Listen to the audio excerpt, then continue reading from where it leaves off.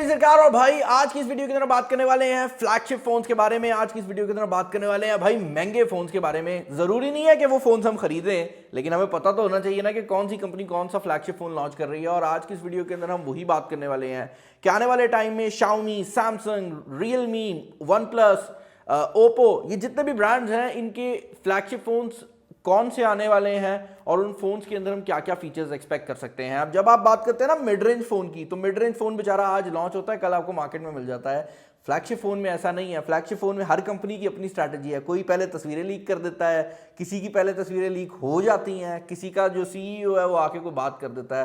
तो कहने का मकसद ये है ना कि फ्लैगशिप फोन्स के बारे में जो इन्फॉर्मेशन है ना वो आपको सारी साइडों से आती हुई लग रही होती है, जिसकी वजह से उसको इकट्ठा करना थोड़ा मुश्किल हो जाता है। लेकिन आज की इस वीडियो के अंदर हम जितने भी इंपॉर्टेंट फ्लैगशिप फोन्स हैं उन सबके बारे में बात करने वाले हैं। और स्टार्ट करते हैं Xiaomi की 12 सीरीज से, जो कि ये भी क्लेम कर रही थी कि वो जो स्नैपड्रैगन 8 Gen 1 का चिपसेट है, जो कि इस टाइम पे स्नैपड्रैगन का लेटेस्ट चिपसेट भी बन रहा है, वो मार्केट में लेकर आने वाली पहली सीरीज बनेगी। लेकिन फिर एक बड़ी अजीब चीज हुई। उनने अनाउंस किया कि हमारा फोन मार्केट का पहला फोन होगा जिसके अंदर स्नैपड्रैगन 8 Gen 1 आएगा। लेकिन जब एक्चुअल रियलिटी को देखा गया तो मार्केट का जो पहला फोन आया है जिसको आप एक्चुअल में बाय कर सकते थे वो मोटरोला की तरफ से मोटरोला का X30 सीरीज थी, जिसको चाइना के अंदर लॉन्च भी कर दिया गया है और काफ़ी लोगों ने उसकी जो अनबॉक्सिंग वीडियोस हैं वो भी बना दी हैं।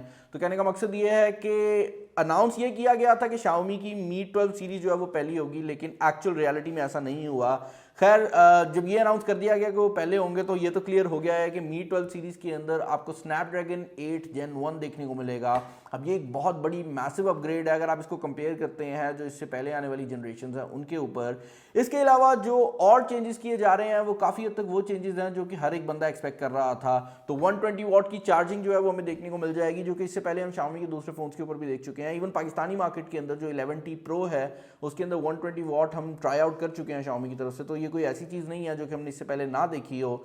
लेकिन जो फ़ोन सबसे ज़्यादा एक्साइटिंग बन जाएगा Xiaomi 12 सीरीज़ के अंदर वो Xiaomi 12 Ultra होने वाला है। अब Mi 11 Ultra जो था ना भाई, उसने बार बहुत ऊपर सेट कर दिया था, उसका डिज़ाइन बहुत क्रेजी था और उसके अलावा बैक साइड पर जो डिस्प्ले था वो भी बहुत ज़्यादा क्रेजी था।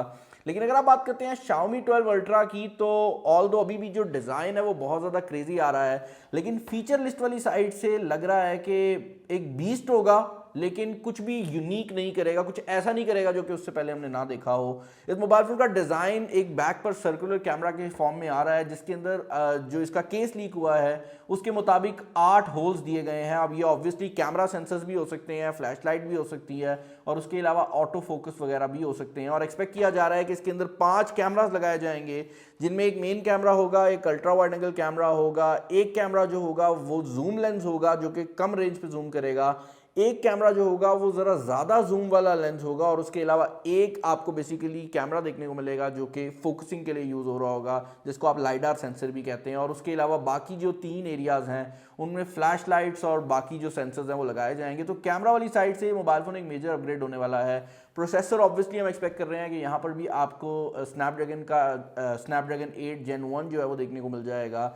इसके अंदर ये भी लीक आई थी कि MediaTek का भी कोई प्रोसेसर हमें इस सीरीज़ के अंदर किसी फ़ोन में देखने को मिल सकता है, लेकिन उसके बारे में कोई कंफर्मेशन नहीं है, तो मैं उस चीज़ को ज़्यादा डिटेल में यहाँ पर डिस्कस नहीं करूँगा। फाइनली एक और इंटरेस्टिंग चीज़ जो कि Xiaomi 12 सीरीज़ के रिलेटेड हमें पता लग रही है वो ये है कि Xiaomi की 12 सीरीज़ के अंदर हमें लाइका की ब्रांडिंग देखने को मिल सकती है। अगर आपको लाइका का नहीं पता तो भाई आपको याद होगा Huawei के जो टॉप एंड फोन्स होते थे उसके बैक साइड पर लाइका लिखा होता था, और लाइका एक बहुत बड़ा कैमरा ब्रांड भी है। अब जनरली जो कैमरा ब्रांड्स हैं वो यूजुअली एक टाइम पर एक ही कंपनी के साथ पार्टनरशिप करते हैं, और लाइका की काफ़ी पुरानी पार्टनरशिप है Huawei के साथ। लेकिन लग रहा है कि या तो वो एट अ सिंगल टाइम अब Xiaomi और Huawei दोनों को पार्टनर बनाएगी, या हो सकता है कि उनकी जो Huawei के साथ पार्टनरशिप है वो एंड हो जाए। अब Xiaomi की बात हो रही है तो भाई उस कंपनी की बात हम कैसे ना करें जिसने Xiaomi को पाकिस्तान में एक बहुत स्ट्रिक्ट किस्म का कंपटीशन दिया। बल्कि पिछले कुछ 2-3 महीनों में हमने देखा है कि Xiaomi को मार्केट से हिलाया है, और वो है Realme।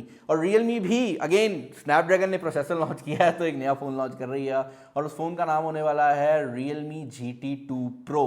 अब Realme GT2 Pro जो है ये Realme GT सीरीज़ के अंदर आएगा, और Realme की जो GT सीरीज़ है वो पाकिस्तानी मार्केट के अंदर ऑलरेडी हम GT ME की फॉर्म में देख चुके हैं।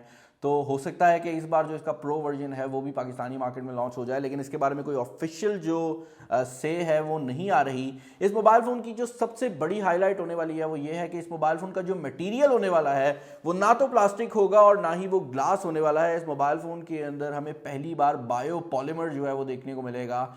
अब अगर आप इसको on the face of it देखते हैं तो आपको लगेगा कि यार ये मोबाइल फ़ोन शायद किसी अच्छे क्वालिटी के प्लास्टिक से बना हुआ है, जबकि असल रियलिटी ये है कि ये जो बायो पॉलीमर है ये डिग्रेडेबल चीज़ है, जिसका मतलब ये है कि ये एनवायरनमेंट के ऊपर जो असर है वो काफ़ी कम छोड़ेगा। उसके अलावा यहाँ पर जो डिज़ाइनर है इस मोबाइल फ़ोन का वो भी वही बंदा है जिसने GT-ME को डिज़ाइन किया था।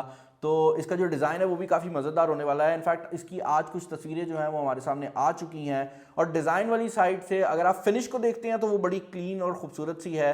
डिज़ाइन को अगर आप देखते हैं तो जो इससे पहले हम GT Neo 2 में डिज़ाइन देख चुके हैं कैमरा सेटअप का, काफ़ी हद तक उससे मिलता जुलता डिज़ाइन है। एक और चीज़ जो कि इस मोबाइल फ़ोन के अंदर दुनिया में पहली बार हमें देखने को मिलेगी वो ये है कि इस मोबाइल फ़ोन का जो अल्ट्रा वाइड एंगल कैमरा होने वाला है वो 150 डिग्री के एंगल को सपोर्ट करेगा, जो कि एक बहुत ज़्यादा वाइड एंगल लेंस बन जाता है। और ये इतना वाइड एंगल लेंस है कि हमें फिश आई की सपोर्ट भी देखने को मिल जाएगी। जो लोग फोटोग्राफर्स हैं वो जानते होंगे कि फिश आई जो होता है वो बेसिकली आपको एक सर्कल किस्म की जो लुक है वो प्रोवाइड कर देता है। ज़्यादातर मोबाइल फ़ोन्स के अंदर अगर फिश आई लुक आ भी रही हो तो उसको सॉफ्टवेयर के थ्रू रिमूव किया जाता है, लेकिन इसमें इतनी ज़्यादा होने वाली है कि उनने आई थिंक इसको एक सेपरेट मोड के तौर पर एक फीचर बना के दे देना है। और ये भी बड़ी कूल लुक प्रोवाइड करता है, स्पेशली अगर आप फिश आई में वीडियो रिकॉर्डिंग कर रहे हो ना तो वो एक बड़ी यूनिक लुक देता है। काफ़ी ब्लॉगर्स भी इसको इस्तेमाल करते हैं। फाइनली एक और चीज़ जो कि GT2 Pro के बारे में हमारे सामने आई है वो ये है कि भाई इस मोबाइल फ़ोन के अंदर आपको 150 वॉट तक की वायर्ड चार्जिंग भी देखने को मिल सकती है। अब ये एक ऐसा रूमर है जो कि 100% कंफर्म नहीं हुआ,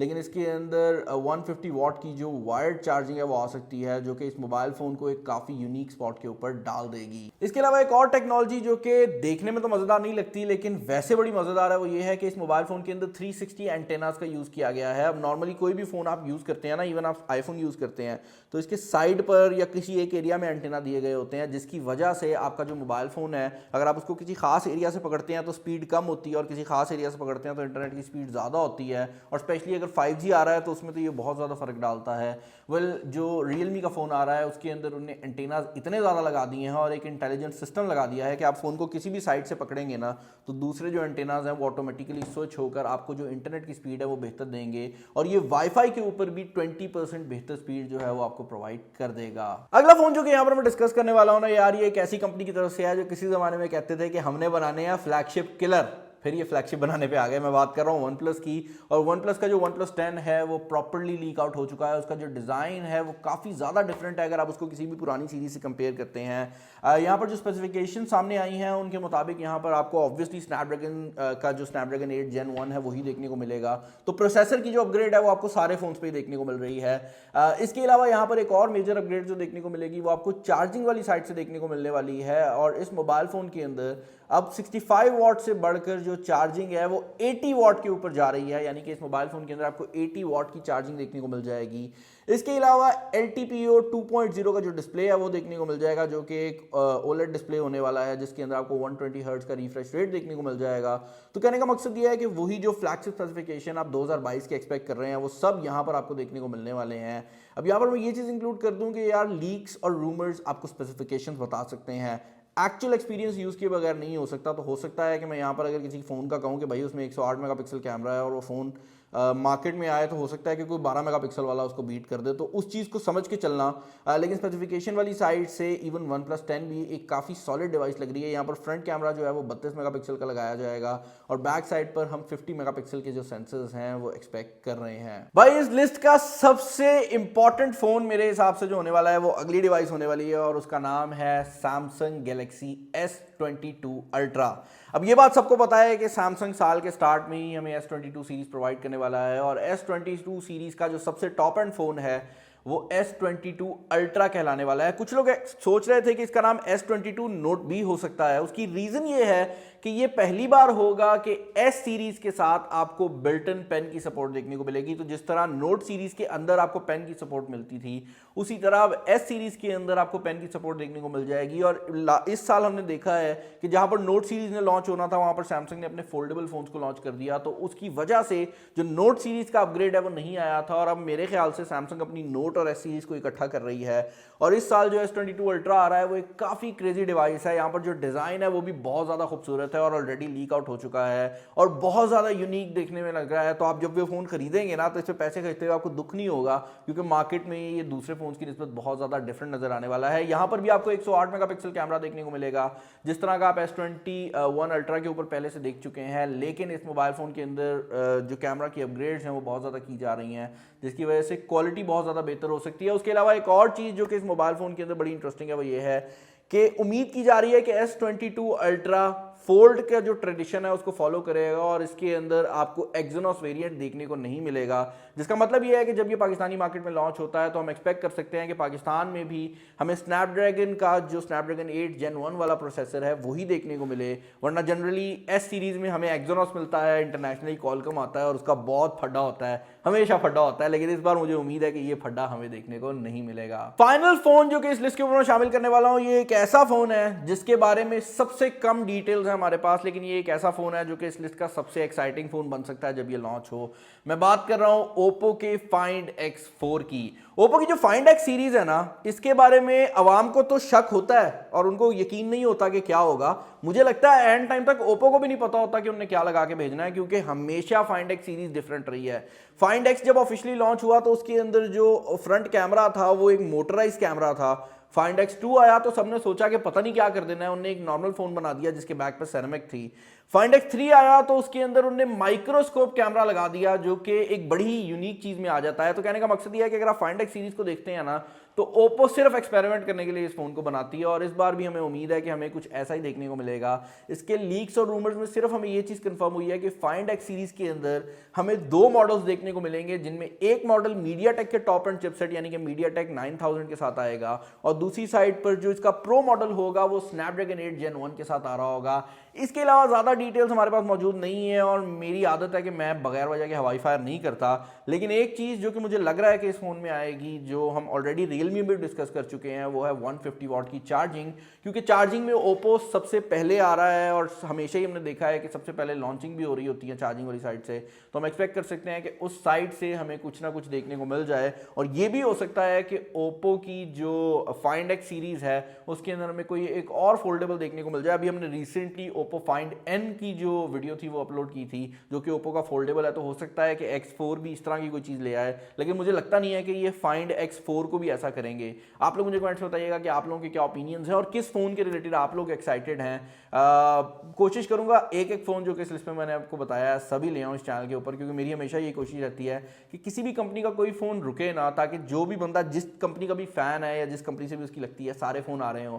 चैनल पर नया, चैनल को सब्सक्राइब कर लीजिएगा, वीडियो को लाइक नहीं या तो कर दें, नोटिफिकेशंस को ऑन अगर किया हुआ है ना तो भाई आई लव यू टू, और नोटिफिकेशन को ऑन नहीं किया तो तेरी मेहरबानी है भाई, कर दे। क्या मसला है मुझे बता, नोटिफिकेशन ऑन करने में तेरा क्या आ जाएगा, तो प्लीज़ कर देना यार। और वीडियो को लाइक कर देना, शेयर कर देना। इस वीडियो में इतना ही। This is Bilal signing off. अल्लाह हाफिज़।